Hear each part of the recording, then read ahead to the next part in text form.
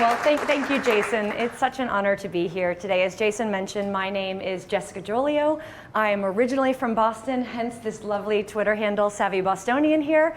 But I've actually been in London now 4.5 years, so my next big project is passing the Life in the UK test and trying to be here permanently. So wish me luck on that. Any tips or advice, very much welcomed. As Jason mentioned, my career has spanned public relations and marketing.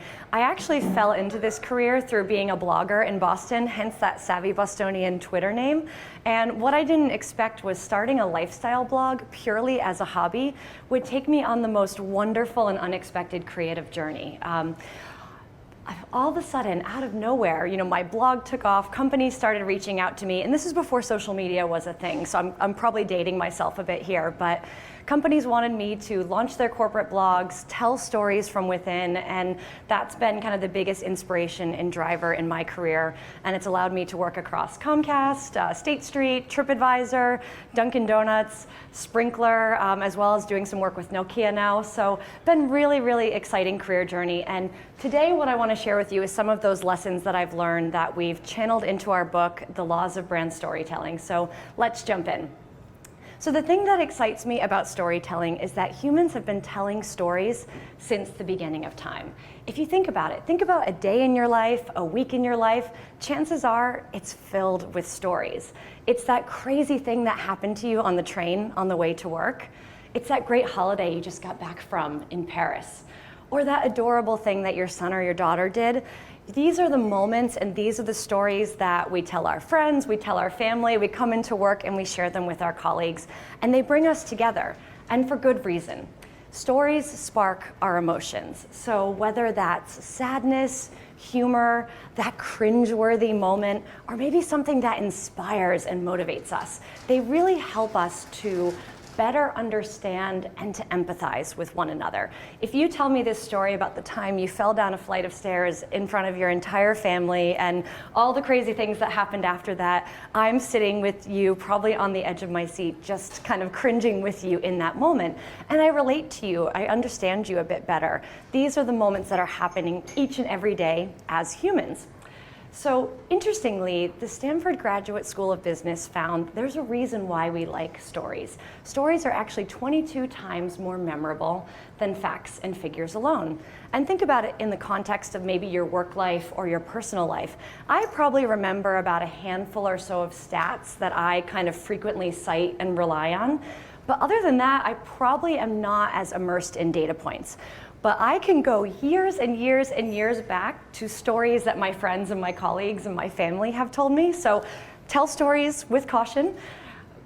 But interestingly, so I'm a little bit of a geek, and we studied the neuroscience of storytelling when we were writing our book, and we actually found that our brains are actually hardwired to favor storytelling.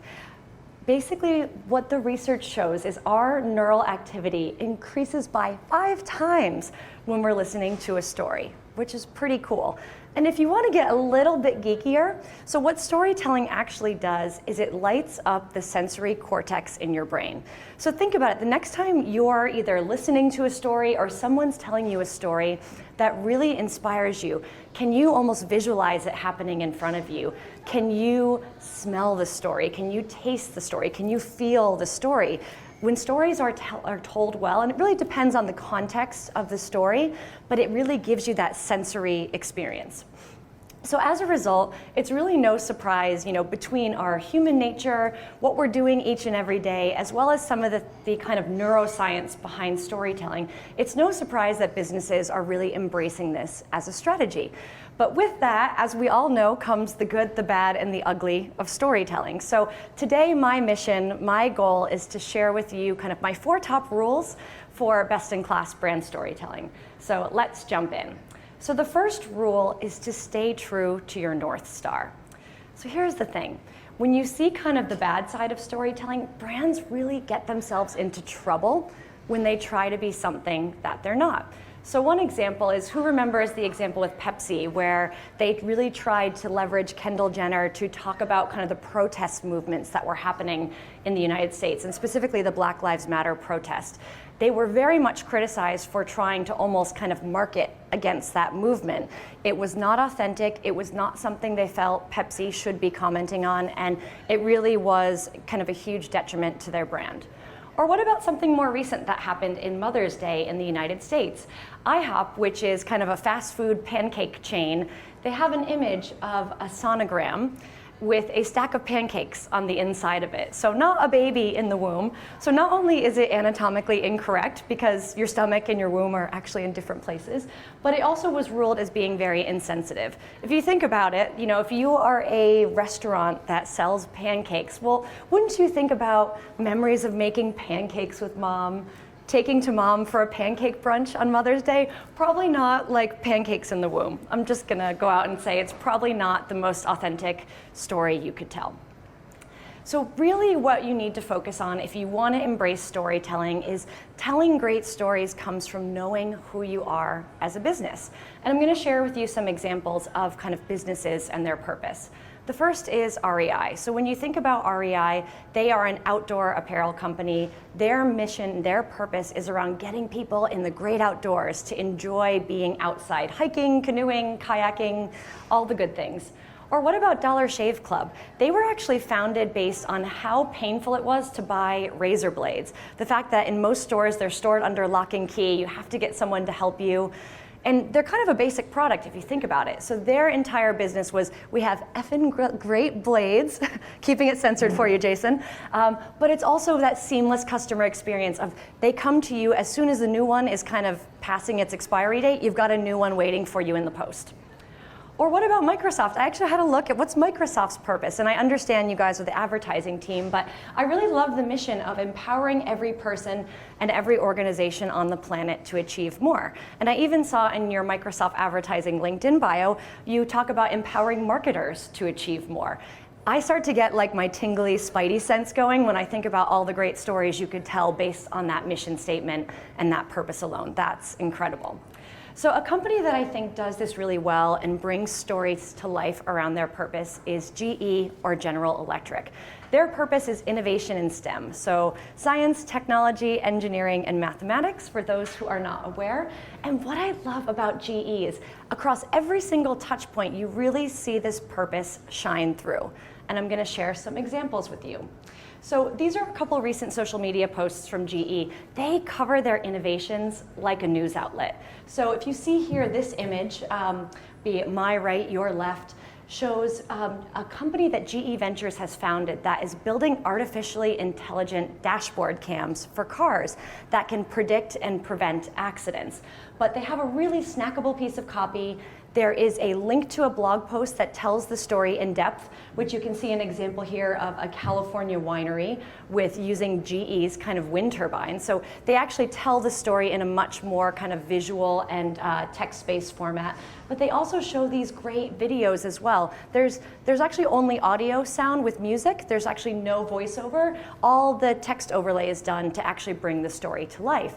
And what I love is, depending on how you like to consume content, there's kind of no excuse for you not to absorb this story. And it's done in a really exciting way. And they're on topics that actually go beyond just a B2B audience segmentation. They're things that are actually like, I like wine. You know, I'm quite interested in how a California winery is running only on wind power, as well as things that could predict and prevent accidents. That's something I would actually want to read and tune into.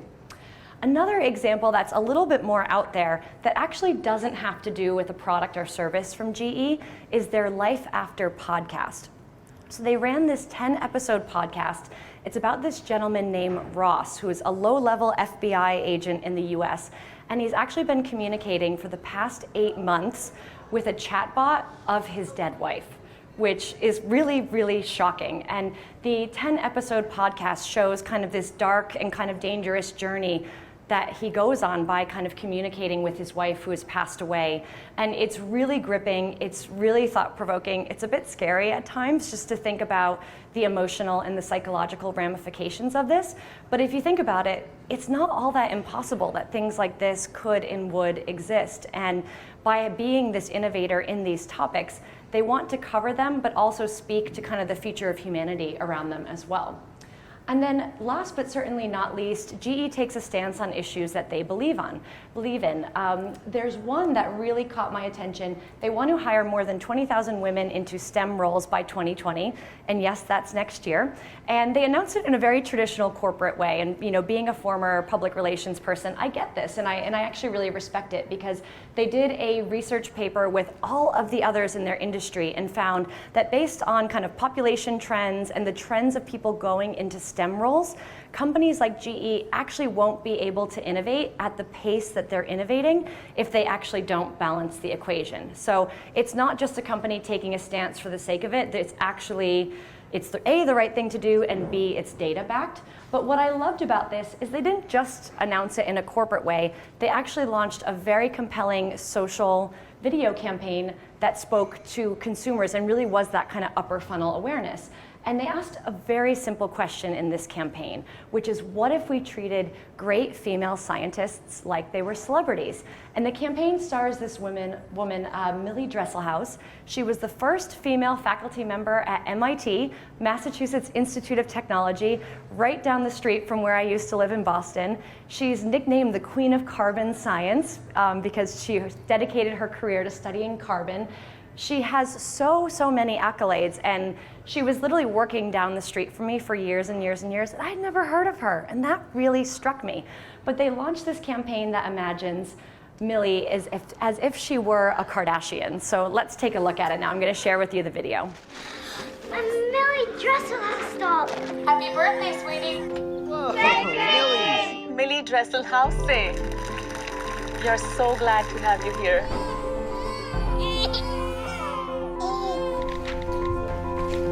What if we treated great female scientists like they were stars? Une photo avec vous? Yes, queen. What if Millie Dresselhaus, the first woman to win the National Medal of Science and Engineering, were as famous as any celebrity? Millie Dresselhaus was seen having lunch today. Millie 德一善豪师宣布一下 Millie lance une nouvelle. rumors of a new discovery. What if we lived in a world like that?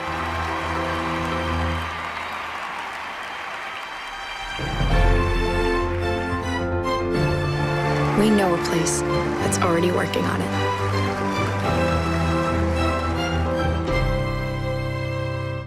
What I really love about this campaign is, when you think about what makes someone famous or why we celebrate someone who's famous, there are so many people out there like Millie Dresselhaus who are making amazing and lasting impacts on the world through their research, and we don't know who they are, and we don't celebrate them in the same way that we celebrate other celebrities. So I love the spirit of this campaign. I love that GE not only told a story, but they also sparked a conversation and a debate about this, which I think is really important. It really reinforces kind of their mission for balancing the equation, and also speaks to young women about kind of what they can do and accomplish if they enter these roles. So, and something that I actually thought was also I felt heartwarming for me when we were researching this campaign for our book. Several months after this campaign launched, Millie actually passed away. So I know, I'm almost getting a bit choked up thinking about it. But this is just my opinion and not something GE did. But I almost think, if you've dedicated your career to something and you finally get cast in this national kind of TV, social media campaign, how great is it for one of the last projects you work on in your career to get to be encouraging more women to follow in your footsteps? It gives me seriously chills to think about it. Yeah, get some applause here in the room. So the second rule that I have is don't be a one-hit storyteller. So you saw a little bit of that from GE, but I really want to reinforce the point from you to maximize those macro and those micro storytelling moments. So you might say, well, hey, Jessica, what are macro versus micro stories? Well, I've got an answer for you. So macro stories are the core of your organization's DNA. They highlight your company's story, its founding myth. So it's really that purpose that we talked about with GE, right? So that's the macro story, that's your North Star, that's everything that you're kind of orbiting around. But micro stories, on the other hand, those are the lifeblood of your storytelling strategy. They are an always-on approach to building on that macro story, which makes sense. If you think about all the different kind of online and offline channels we have today, we're telling stories each and every day through our sales teams, through human resources, through the marketing that we do. We need to have great micro stories that really extend that macro story. And I'm going to share with you an example of how this works with a company very close to my heart, which is Dunkin' Donuts. As Jason mentioned, I led the global social program there for 5 years. I was very lucky to join when social media was in its infancy and really go through an incredible time with the company, taking it through its IPO. And social media and kind of celebrating fans was such a core part of what the business did.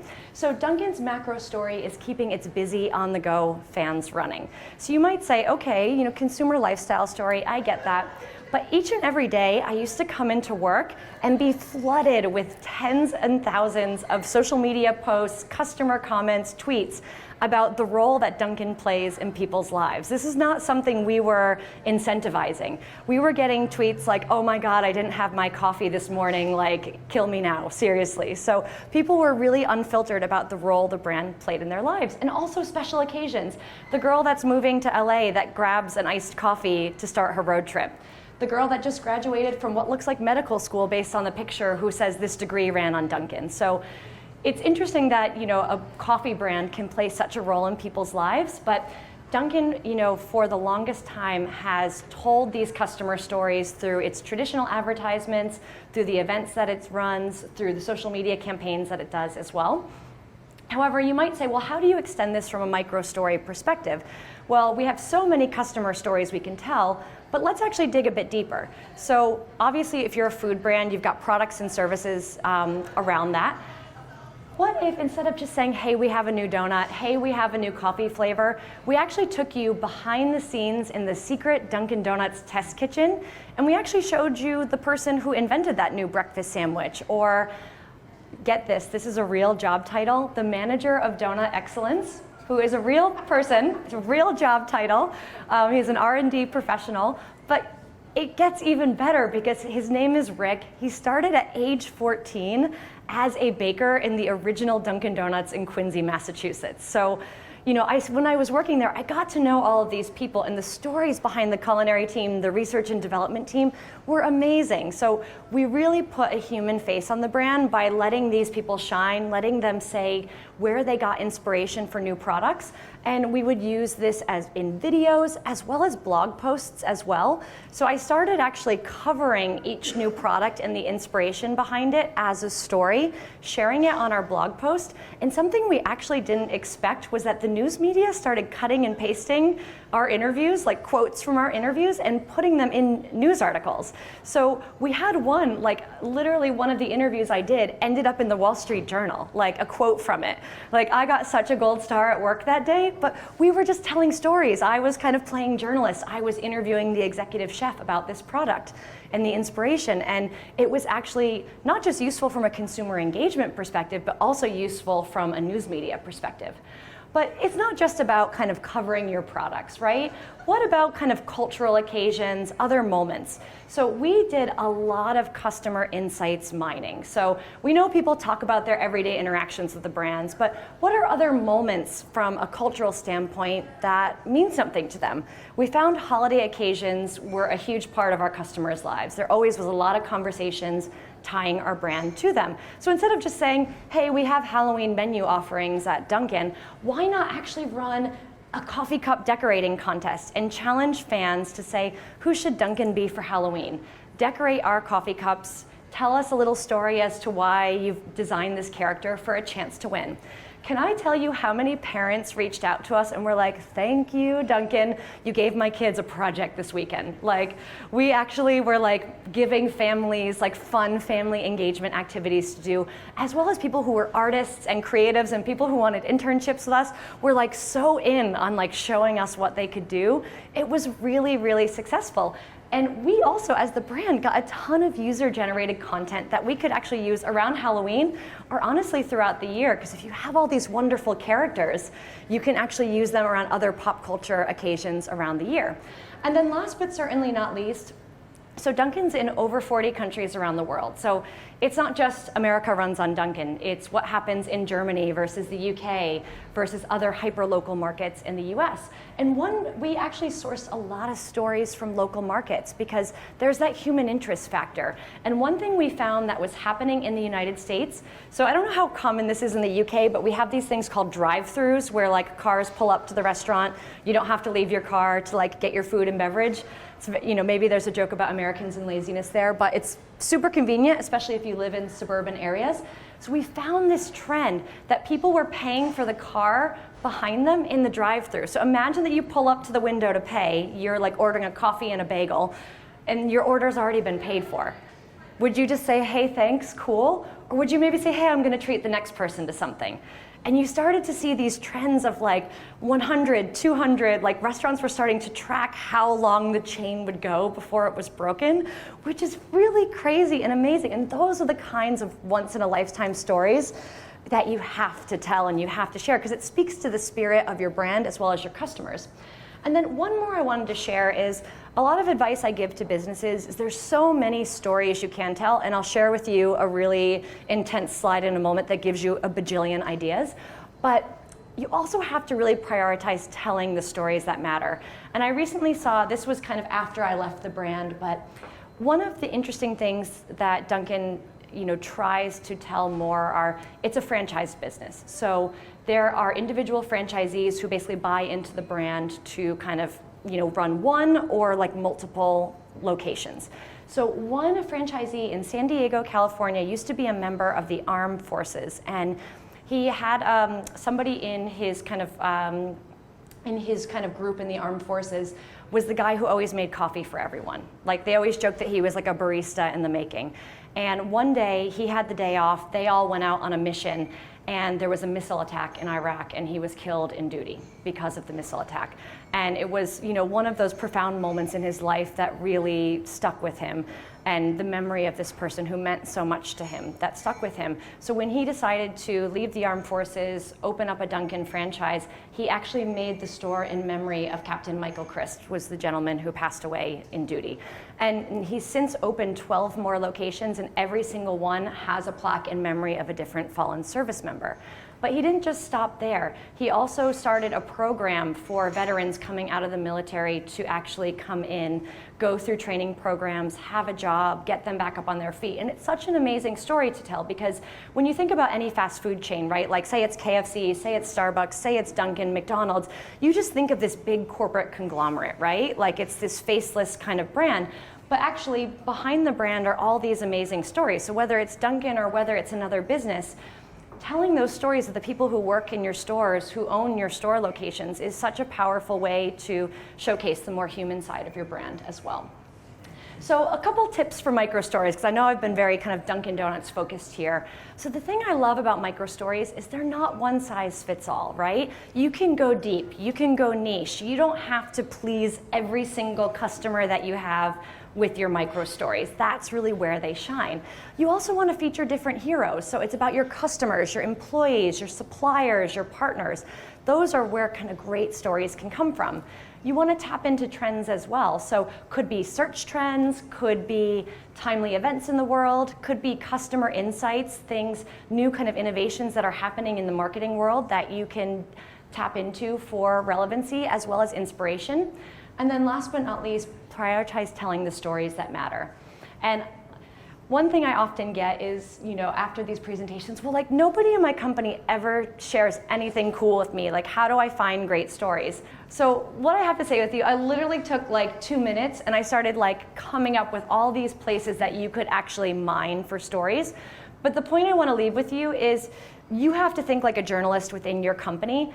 Oftentimes, different kind of subject matter experts in your company, or even sometimes customers, don't always know what is a good story. So you have to think like that journalist. You have to educate them. And once you actually start bringing these stories to life, you create this culture within your company where people say, oh, well, actually, there's something else cool that's happening here that you should really hear about. So by doing it, you actually create this snowball effect of storytelling, which is really, really powerful. So the third rule that I have is to embrace different mediums and channels to bring your stories to life. So did you know that 90% of information transmitted to the brain is visual? Or that visuals are actually processed 60,000 times faster than text alone? You can look at this image. You don't actually have to read the copy to understand what KLM is trying to ask you. You really have to think strategically about the visuals that you're using when you're telling your story. So things like photos, videos, animated GIFs, a humorous meme to put an exclamation point on a story, a cinematograph. I will share you an example of one in a minute. Infographics to tell a data story. Or what about SlideShare presentations? That's a really great way to tell a visual story. So here's an example of a cinematograph. So when I was at Sprinkler, I ran a creative and innovation lab. My team did some creative work for Magner Cider.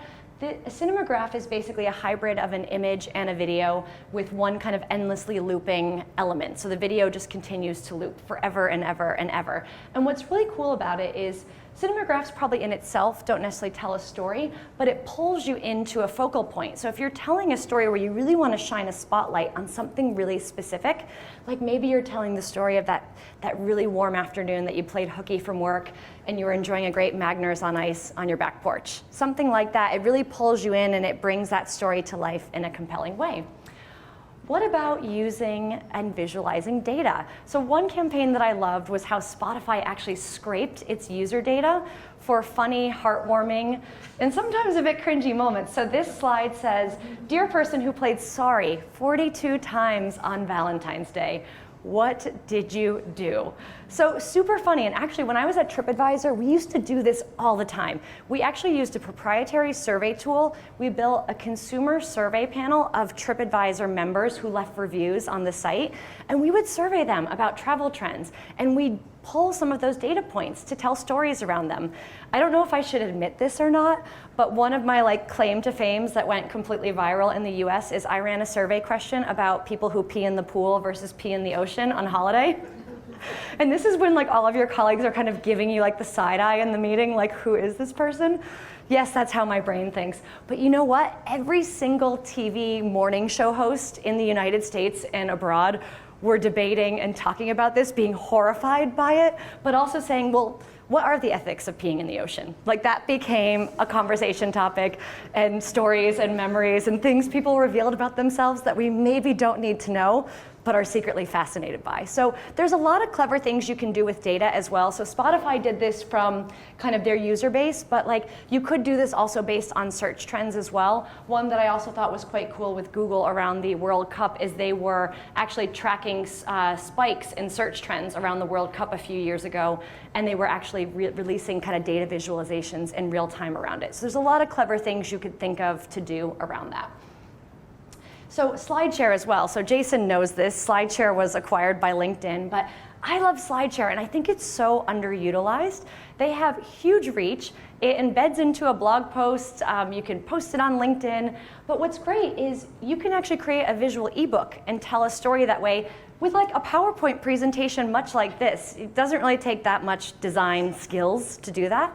And one company that I think does a great job of this is Experian. So Experian's consumer financial services company, they host a credit chat every single, I forget if it's Tuesday or Wednesday. They host it every single week at the same kind of day and time. And what they do is they bring in different subject matter experts. They do a webinar, they live stream it on social media, and what they do after is they turn it into a visual SlideShare. They put it up on SlideShare, they share it across all their channels, and it's something people can tune into after the fact if they can't tune in live, and it's so much more searchable by doing this after the fact as well, and they're building a lot of IP around consumer financial topics. So here's the thing though, where you tell your story also shapes how you tell your story. So one example I loved is the Calgary Zoo. They used to put out this kind of annual report in a PDF and put it up on their website every year. Well, one year in 2012, the light bulb went off and they said, why don't we put up our annual report on Instagram, and we'll make a dedicated Instagram channel, and when we're sending it out to kind of our investors and donors and people who are kind of long-time kind of customers and I guess visitors, you should say, of the zoo, Every single frame was a different visual with a story that went behind it of kind of the great work the zoo was doing that year. And I thought it was such a clever and different way to capture attention. And what was also really clever is because this was the first of its kind, it actually gained international headlines and raising so much more money and awareness for the Calgary Zoo. Another example is, what about sending people things in the mail? You could actually tell a story through a product or through a direct mail package. And there's a company also out of Boston called Grasshopper. They used to be called GotV Mail back in the day, and they've since been acquired by Citrix. But they are a VoIP that always like sets me off. Phone service, and they really target towards small businesses and entrepreneurs. They brand themselves the Entrepreneur's Phone Service. And they were rebranding their name to Grasshopper. They sent all of their influencers and customers direct mail package with chocolate-covered grasshoppers and challenged them to be bold, to take risks. Entrepreneurs are people who take risks and do the unexpected, and to try the chocolate-covered grasshopper. So not only was it a great way to raise awareness for their rebrand, but they also got tons of UGC around it. So people were actually taking videos and sharing their stories and moments of them trying the chocolate-covered grasshopper. And if you search online for grasshopper, entrepreneurs can change the world, there's one of the kind of best brand storytelling videos I think I've ever seen. It's all about speaking to entrepreneurs and speaking to kind of the spirit of entrepreneurs and why they do what they do. And it's a really beautifully done video. And my friend Sonia was actually the one behind it. So what about customer responses? What about like customer complaints, customer responses, not always kind of the positive ones? One incident happened with Smart Car where someone tweeted to Smart Car, saw a bird had crapped on a Smart Car, totaled it. Now, if you're Smart Car, you're used to being small, you're used to being the butt of people's jokes. You could have just ignored this. But you know what? They didn't. They said, couldn't have been one bird. Sounds more like 4.5 million. We did the math, seriously. And they sent this person back an infographic of the weight of bird crap it would actually take to total a Smart Car. So for those of you who might not be able to see what's on the screen, that's 4.5 million pigeon craps, 360,000 turkey craps, or 45,000 emu craps. That's a whole lot of bird crap. And you know what's actually great is this is one customer question or comment, and they turn this into a storytelling opportunity to say, actually, we might be small, but we're actually a lot stronger and mightier than you think. Here's why. And it was such a brilliant way to bring that to life. And Clayton, who originally made this tweet, tweeted back, outsmarted by Smart Car, best social media response ever. This actually went completely viral. I actually kind of hate that word, but it was covered everywhere. And it actually changed Smart Car's strategy to take on more of these snarky comments, these misconceptions about the car, and turn that into storytelling opportunities. So last but certainly not least, great storytellers put the customer experience first. So imagine this, you are in Oregon, you are hiking the Pacific Northwest Trail. It's this beautiful trail. You've bought these beautiful new boots from REI, but you're in the middle of nowhere, you're in agony, you've got all the blisters, it's not that happiest moment. What do? Well, turns out REI has this crazy customer service policy where they will actually send you a new pair of boots mid-hike if you're in that situation. So they basically sent the boots to the customer mid-hike. How they did it is they actually mapped out kind of the next kind of service, kind of rest area. They actually got them there, which is pretty amazing in itself, right? Well, little did they know this person who was nobody at the time would actually go on to write a best-selling memoir about this hike that she took by herself. And you might have seen the movie. It's actually called Wild. And that was actually made into a Hollywood movie starring none other than Reese Witherspoon, which is pretty amazing, all because of one customer service interaction and one customer service policy. So REI's mantra, as I mentioned at the beginning of this presentation, is to opt outside. They've done some really amazing, bold, disruptive campaigns about shutting down their stores for Black Friday, encouraging people to go out and enjoy the great outdoors instead of shopping with them. But here's the thing, in the age of the empowered consumer, your brand is not what you say it is, it's what they, your customers, say it is. And by prioritizing the customer experience, not only will your stories be more meaningful, but new stories are going to emerge. And at the end of the day, let's be honest, the best marketing does not feel like marketing, and that's why we really respond to great stories. So a couple of key takeaways from my presentation is telling great stories comes from a strong sense of who you are and your purpose. There's an art and a science to uncovering great stories. Go beyond the obvious. Look across your company. Really think like a journalist. Talk to your customers, dig into your core values, key issues that your company stands for to shape those powerful stories. And then when you're actually deploying those stories, you want to test, you want to learn, you want to optimize, repeat with the storylines, the visuals you use, the channels you use, maybe your paid media and your advertising mix as well for optimizing those stories. And then last but not least, you want to put the customer at the center of everything that you do for long-term success. So with that said, that is my presentation. Thank you so much, everyone.